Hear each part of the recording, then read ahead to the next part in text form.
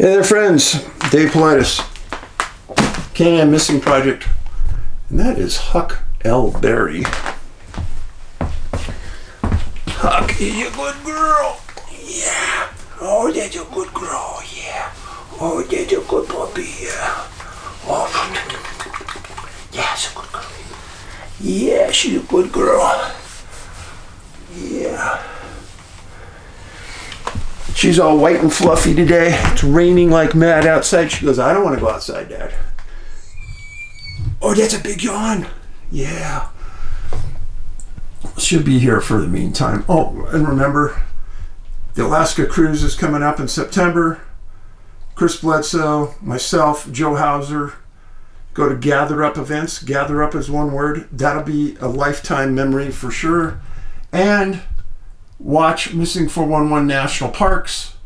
You can get the poster, missing411.com. Watch the movie at Amazon and Apple iTunes. Yes. And American Sasquatch is still going strong. I suggest you watch it because the pieces will come together for you. Yes, that's true. Let's see what else I can tell you. We're in that weird time of the year right now. Not quite winter, not quite spring. At least that's the way it is in Montana. We have some very strange weather going on right now, but that's good because it was kind of dry this winter. So we need all of the rain we can get, and it's been raining now for a couple days, so we're good. Hopefully it's snowing like mad higher up. And I have friends in Colorado, and they're saying that they're having a once-in-a-lifetime drought there, and they're extremely, extremely nervous about fires. When I was in Colorado, quite a while ago now, 8-9 years ago, there was talk about them the state financing a state fire crew with helicopters and planes. They never did it. Montana did it. We've got a firefighting crew here. Colorado foolishly did not. And if Washington, Idaho, Montana, Colorado, Nevada, Utah all start burning at once, unless you own your own fire crew, there's nobody that's going to come and save you. And I worry about them a lot. A lot. Weather. Talked about. Oh. The hat. People keep telling me, Dave, wear your hat. Missing 411 National Park hat. Yes. One of my favorites. Actually, I like the hat a lot. Very lightweight, comfortable. And we have a sweatshirt. Same color. Missing 411 sweatshirt. People have always said, oh, Dave, get merchandise. We have it. Sweatshirts available now. Missing411.com. Let's get to this story. I know some of you don't like it when we talk about young kids that disappear. And you actually turn it off and walk away. Unfortunately, it's an important part of the Missing 411 scenario. And I've got to tell you, this case, I don't know how I missed it. It was actually in an Alaska dossier that I stumbled upon. Nobody sent it to me. But it's a strange case. It involves a young boy named David Borer, B-O-R-E-R, missing April 25th, 1989 at 5:15 p.m. Right in that witching hour between 4 and 6 when everyone disappears. This is David. He lived with his mom and 4 different siblings. His mom and dad were separated and going through a divorce. Father lived a long ways away in Anchorage. He worked in sporting goods retail. And his mom was taking programming classes at Matsu College trying to advance herself. The residence was on their Parks Highway near mile marker 83 in Willow, near the Kashwitna River, north of Wasilla. David was last seen wearing a red coat with black stripes, green pants, and sorrel boots.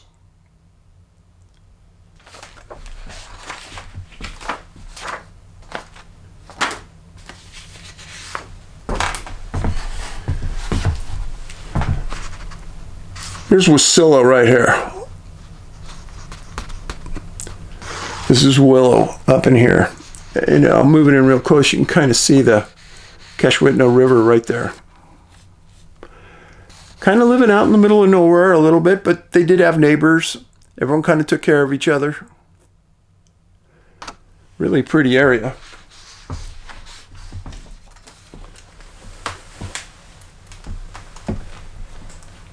The residence was identified by a mile marker, not an address. So it was April 25th, 1989, 5:15 p.m. And it had been raining for a lot of the last previous 3 days. David, being a 8-year-old kid, he wanted to get outside, of course. So there was a brief let up in the rain. And he asked if he can go outside. They said, yeah.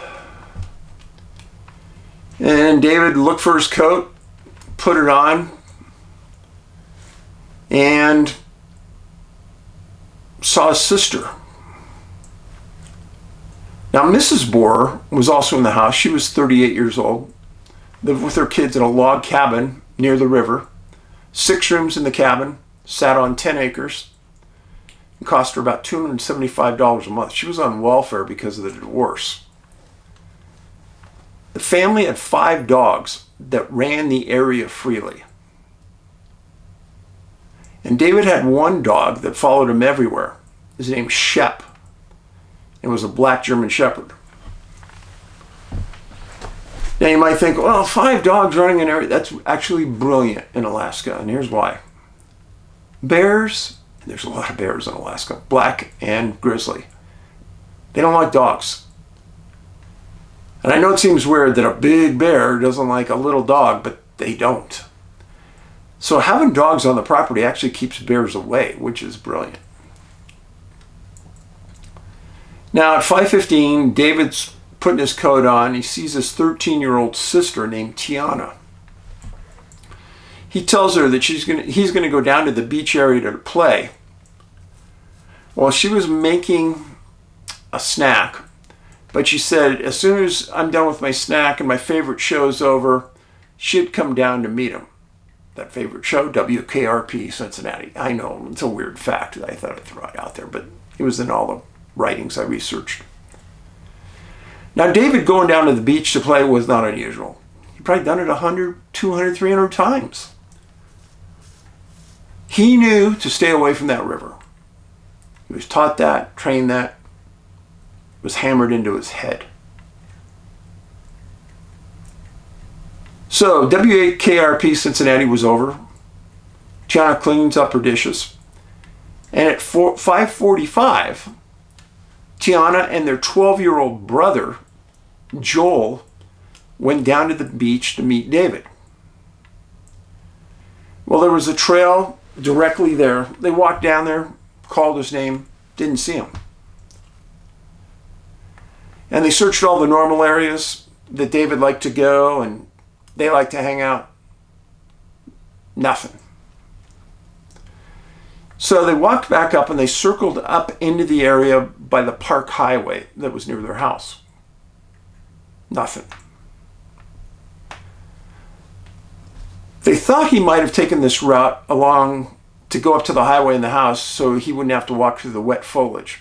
But they didn't find him. 6:15 p.m.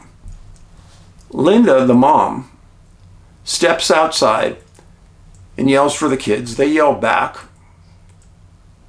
And they said, hey, go find David and come on in, we're going to have dinner. Well, the kids told their mom that they couldn't find him. The mom says, "Oh, okay."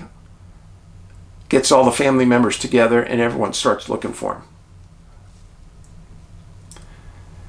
Now, from 5:15 to 6:15, that time that David's out there, 5:15 to 5:45, he's alone out there.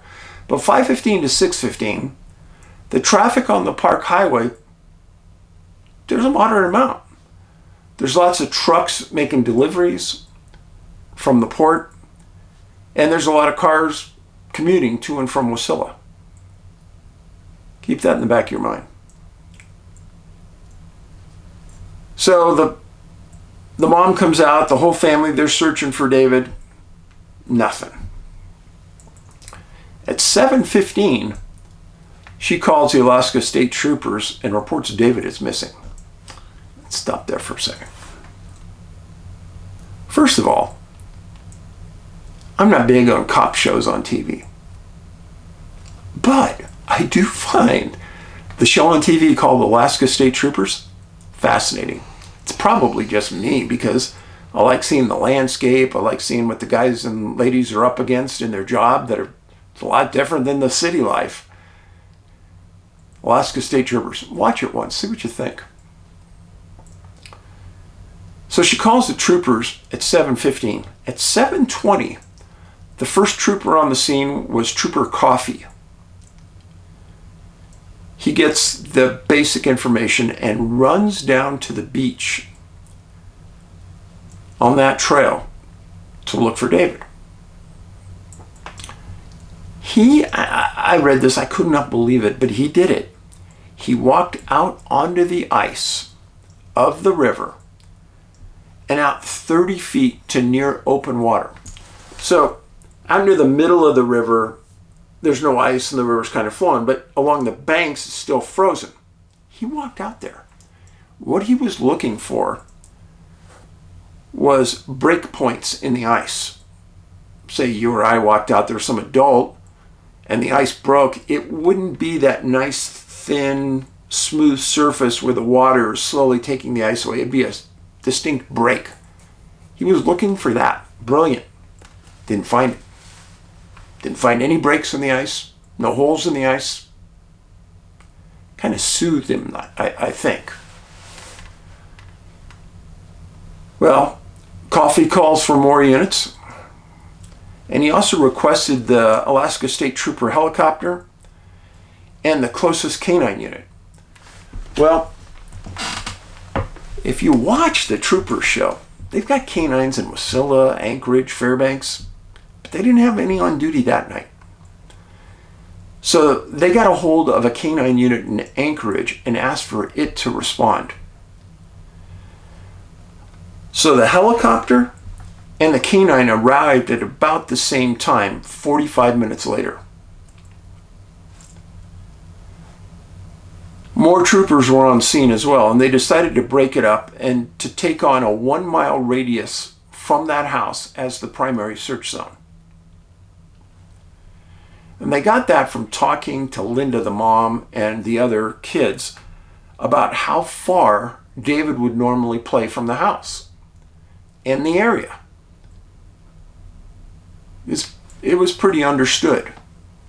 It was like his normal area to go out and have fun. Well, it was still raining at this point, because remember when Tiana went out with Joel to look, it had just started to rain again. It was still raining, and there was a low cloud ceiling. But the helicopter still came in, and they were flying low on the river, right at the treetops. They were looking everywhere. In the notes, the only thing they saw, which wasn't even unusual, was they saw 2 moose while they were searching. Didn't see any bear, which validated what everyone had said previously. I'll get to it later, but there hadn't been any bear in this area. They also looked for tracks along the bank that were fresh. They kept calling in more and more resources, and they searched till 11 p.m. that night. They also planned and they called a primary search call-up for 9 a.m. the following morning at the same house. The report said that canine from Anchorage did pick up a scent near the river and tracked it up near the highway, which would have been the path that they thought David would have taken to go home. But the trooper said that he didn't believe that was David. He thought that that was Tiana when she went out looking for David, because she said she gave the exact path she took, and that's the one that the dogs took. So they also discounted that as being David. Important point. Linda, the mom, said in interviews that after the searchers left that night and the kids were in bed sleeping, she went out and she searched till 2 in the morning, calling David's name, looking in areas that maybe others hadn't looked. She said she went to bed at 2 a.m., woke up at 6 a.m., and wanted to feed the kids and get searching again with the troopers when they came back.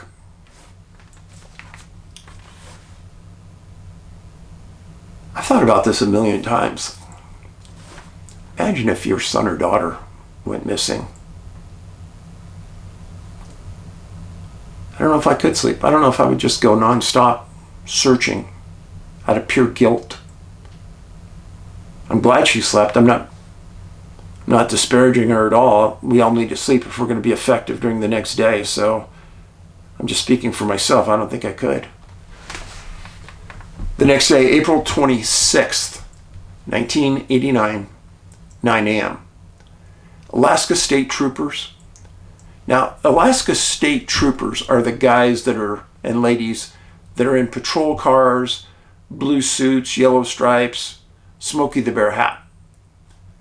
Now, they also have Alaska Wildlife Troopers. That gets a little confusing. They're actually the same as the regular Alaska State Troopers, but they asked to go work on the other side on the Wildlife Division for a few years and get that training. Some permanently stay on that side. Same law enforcement officers, same training, same everything. Different uniform. And private search and rescue groups showed up that next morning. Several area residents around Linda heard about what happened, and they had airplanes, and they flew the skies that day looking for anything unusual, flying the river. Now, when troopers got there that next morning, they could not believe it. The river changed completely.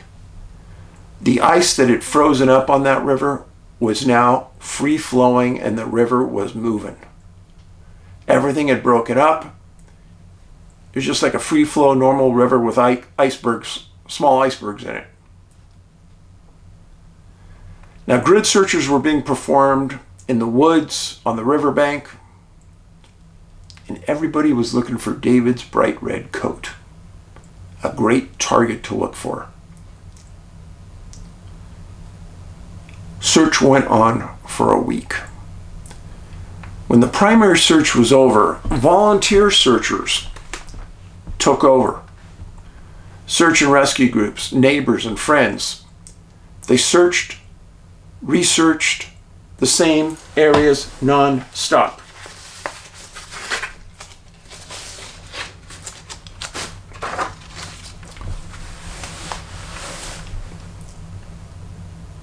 One of the things that Linda talked about was David's dog, Shep. The night that David disappeared, she said that Shep was acting odd. He would snap at the searchers, things he never did before. It acted unusually agitated.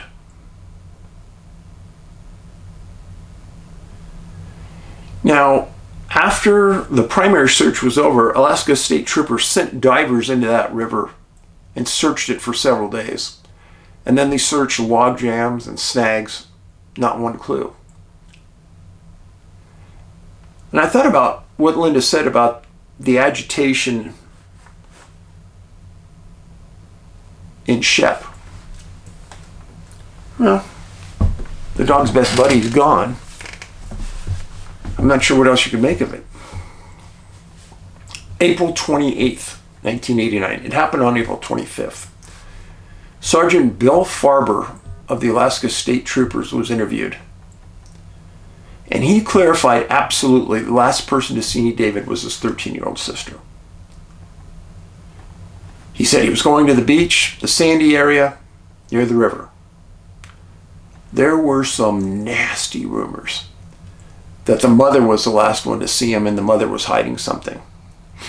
This came from her ex-husband's family. And that ex-husband's family said, yeah, you ought to investigate her. There was no evidence at all that the troopers said that she was guilty of anything. Horrible. March 3rd, 1989. Headlines. Boy's disappearance puzzles troopers. You do not see those headlines very often when it comes to law enforcement. And when you see something like that, they must be really puzzled. Sergeant Farber said that multiple troopers had walked out onto the ice that first night and saw nothing broken. No evidence that he broke ice and fell in. He also said that in the entire state of Alaska in the previous 50 years, there are only 2 children that they believe were abducted by strangers.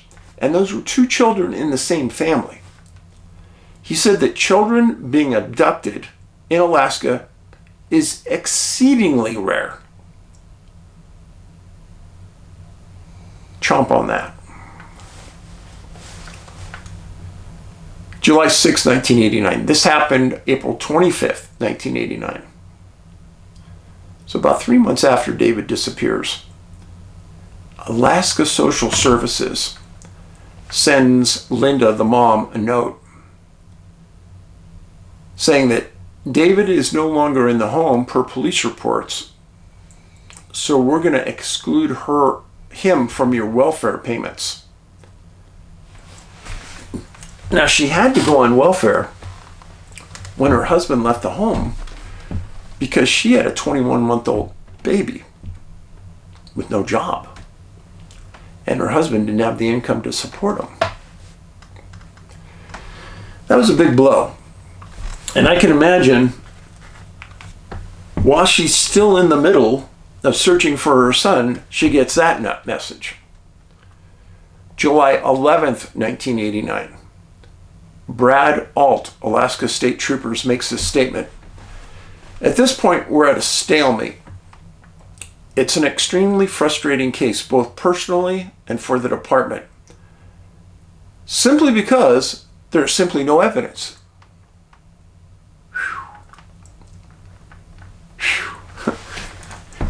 How many cases have I heard that? Very rare. Very rare. The troopers and the mom described David as being known at a school as very friendly and trusting.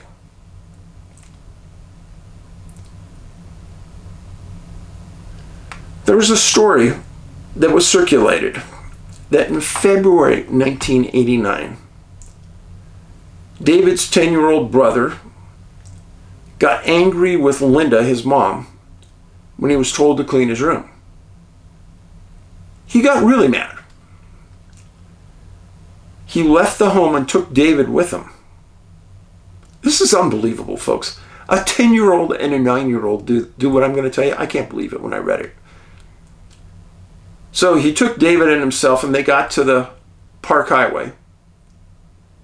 And then they hitchhiked, and a car stopped and gave them both a ride to Wasilla. Can you believe that? Well, I don't know the specifics about what Linda did or how she eventually found out. She did say David knew the phone number at their house, but after that event, David's school nurse sat him down And she explained that she counseled him about the dangers of talking with strangers and taking rides with strangers. She said after his disappearance, she knows he understands the dangers of getting in a car with somebody you don't know. That's a good nurse.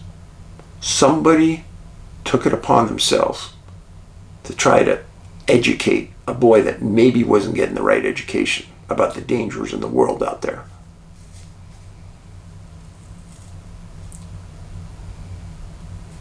Now,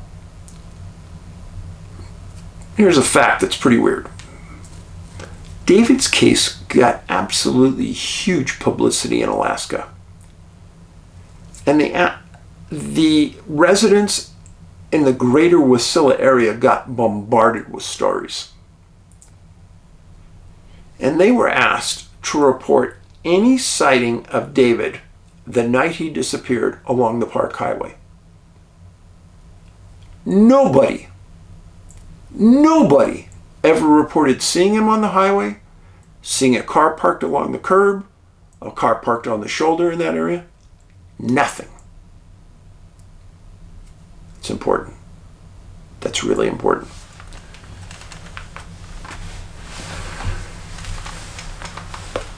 David's father, his name is Michael Borer. He worked in a sporting goods department at a retail store in Anchorage. Alaska State Troopers in Anchorage did a complete workup on him and confirmed that the night of the disappearance, he never left the store while he was working, and he stayed there and he clocked out at 11 o'clock. It was their position. It was impossible for him to take part in his son's disappearance. Close case. That would be it for me. Okay, I'm moving on. Now, the father, Michael, and Linda were going through a real bitter divorce. And there was an associated child custody battle. After Alaska State Troopers released this information about Michael, Linda came out and said that she believes that Michael played no part in the abduction. And they were calling it an abduction. I'll explain why in a little bit.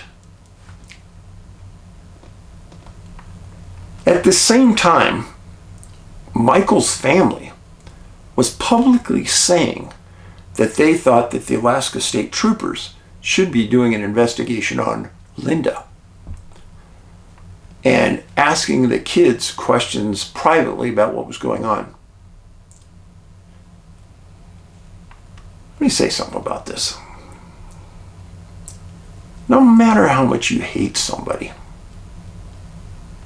unless you have some evidence that they did a family member harm, why you would go to the public and try to demean and disparage them like that? Sorry, I don't like it at all.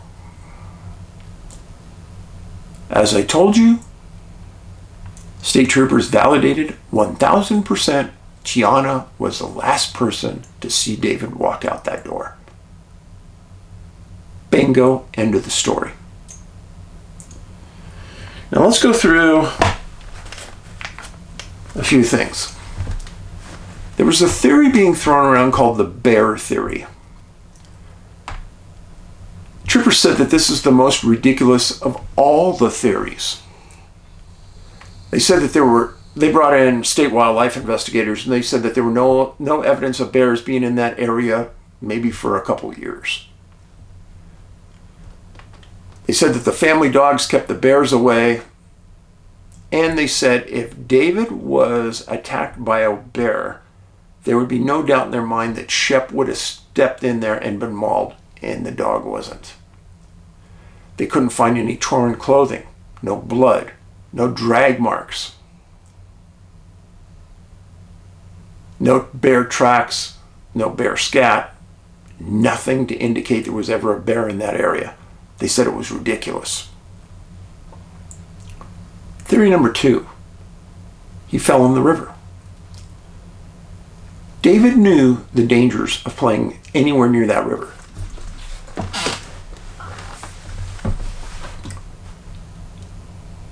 to risk their own life walking out there to see if there was any broken ice. There was none. None of David's clothing was ever found in that river system, even though it was continually searched for months. Theory 3. He was abducted. This is the theory that the family kept saying over and over and over and over. And I understand why they said it, because that was the one theory that kept him alive. The Park Highway had a moderate amount of traffic during that 30-minute window he was missing. He was alone,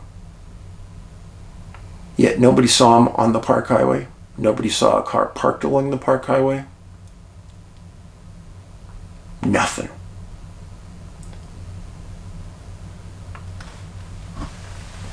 There was one report in Anchorage that one of their canine dogs tracked him from the park, or from the bank of the river up to the Park Highway.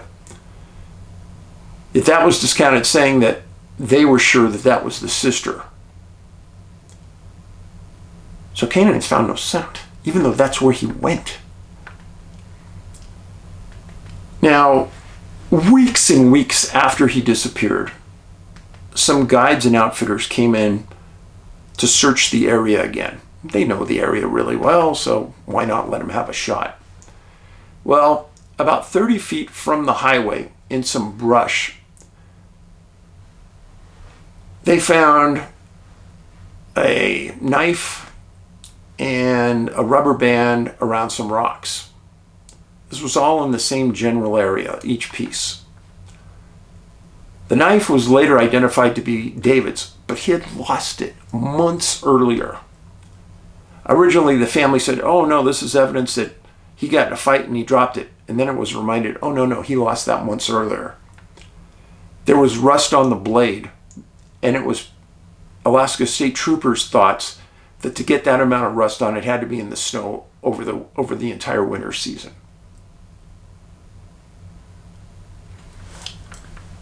I'm going to read you this now. This is something that was in Letters to the Editor, June 5th, 1989. This happened April 25th, 89. The title is Abducted. Dear Editor, my name is Linda Borer, and I'm the mother of an abducted child, David Michael Borer. Before reading this letter, I hope that you will picture yourself in my shoes and try to think what you would be doing if this were your child. I'm very appreciative of the past efforts in trying to locate David. However, now is the time that we must join together in our efforts. I plead with you, is there anything you can do to help? I've enclosed a copy of the physical information on David. What is needed now is help from every newspaper, TV station, radio station, and public official to get this information into as many hands and meeting places as possible. This is a new experience for all of us. Not very many children in Alaska have ever been abducted by strangers.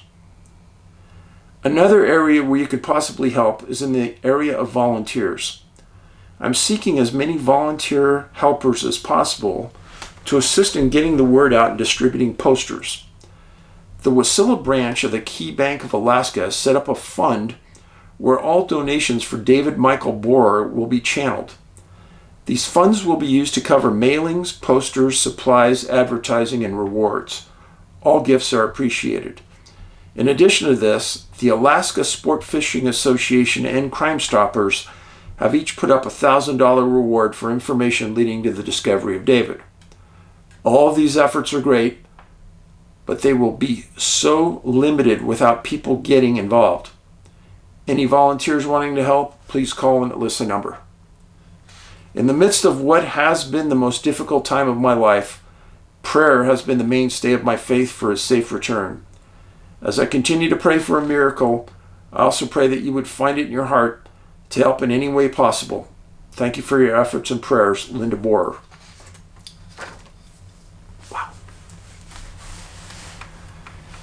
Now, during that first year, Alaska State Troopers got 3 different calls from people saying that they saw a young boy that matched David's description. This happens all the time. They tracked down each one. It was nothing. Never was him. Now his DNA is on file with NAMS, NAMUS, and he's got big press from the Missing and Exploited Children's Network. Friends, he disappeared with a canine next to a river at the optimum time you can think of, with his father not in the house. Canines brought to the scene couldn't find a scent trail. It started to rain when he disappeared. What else do you need? What else do you need? Please give this case a lot of publicity. Post it on your social media. It will help. It will help. Maybe somebody somewhere somehow remembers something. And that's what we have to bet on. Thanks for being here. Put this in your kindness folder and do what you can. Paulides out.